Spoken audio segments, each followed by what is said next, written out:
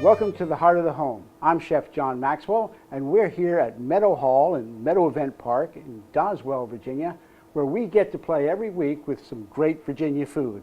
Today, we're going to be playing with some food in a recipe that comes to me from a very good friend down in New Orleans, Chef John Folse. He's king of Cajun cooking, and he sent me a recipe for gumbo, turkey and oyster gumbo. Now, we're going to be using Virginia turkey and Virginia oysters, of course. It needs that upgrade, right? But it's a great Cajun-style recipe. So first thing we're going to do is get our pot hot,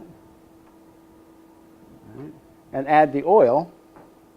This is just vegetable oil, and I'm going to add the flour and begin to stir that around. It's got to cook for a little while and get some color on it. We don't need a really dark Cajun roux, but we do need to put some color on it. Now, we're going to cook the vegetables in this roux, but as soon as we add these vegetables, it'll take the temperature down and it won't cook the roux anymore. So we need to make sure that the roux is completely cooked before we add any of the vegetables. I'm going to add onions and garlic and start those working around.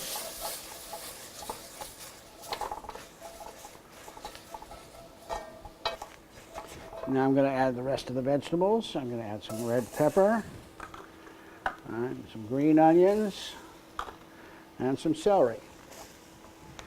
Now I want these just to sweat a little bit in that roux. Now what's happening now is that the liquid in the vegetables is starting to sweat out, and it's taking some of the flavor of all of these vegetables and putting it right down into that roux. So that's going to make the flavor real consistent throughout the soup. I'm going to add the chicken stock.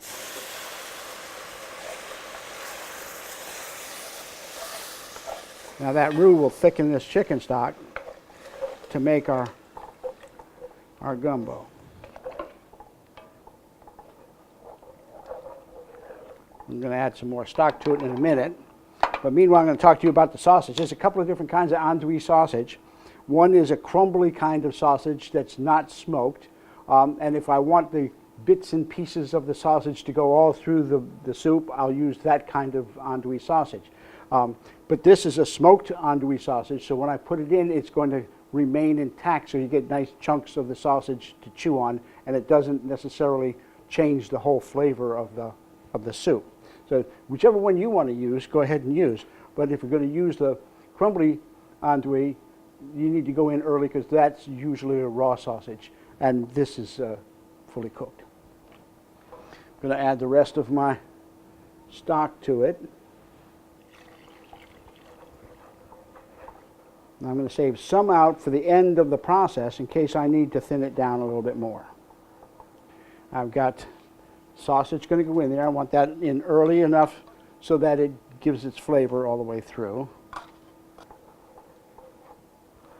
And now I'm going to add the turkey that I've picked off of this carcass. So I've got that here, and I can use as much or as little as I want. There isn't really a rule on how much of this I should use. So I'm going to throw some in until I get nice, rich, thick turkey. Now the original gumbo didn't have a roux. It wasn't thickened with flour, right? Because the origins of a gumbo are in East Africa and Native America. Right? So the word gumbo itself is the East African word for okra. It's also the name for okra in the French language because of the combination in Louisiana. Right? So it isn't gumbo if it doesn't have gumbo in it, which is the okra. It's just going to have to simmer for a while. I'm going to add a little bit more of the stock and just let it simmer for about 10 minutes. All right, this is about where we want it. It's got a very light color to it, so that we can see all of the vegetables that are in there. and the sausage and the turkey. Now I'm going to add the thickening agent, the second thickening agent. The first one was the roux.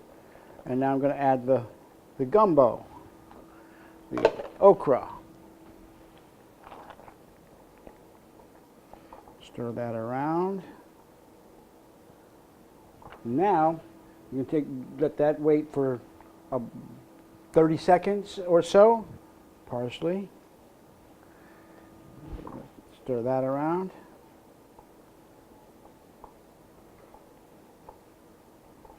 And now we're going to add a good Virginia oysters to this Louisiana gumbo.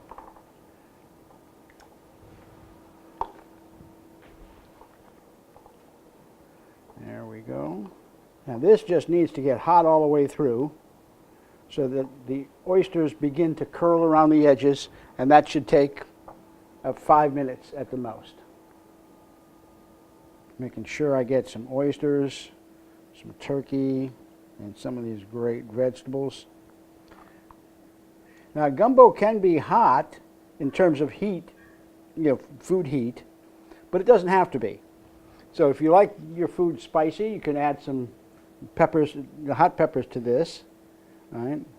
But if you like it just rich and flavorful, this will work. And there we have it. We got turkey and oyster gumbo, and a really good way of using up products from a holiday meal. Join us next week on Heart of the Home when we get to play with more great Virginia food. Recipes from the Heart of the Home can be found online at chefjohnmaxwell.com and virginiafarmbureau.com.